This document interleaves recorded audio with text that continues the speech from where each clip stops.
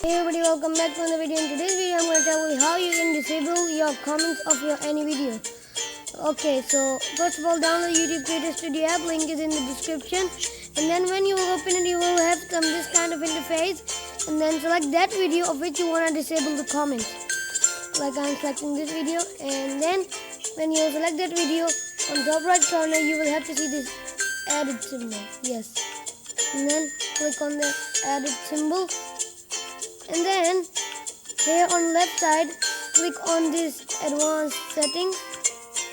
Yes. And then you can easily disable your comments from here. Okay. Now I'm going to disable, and then on top right corner you will have to see this save button.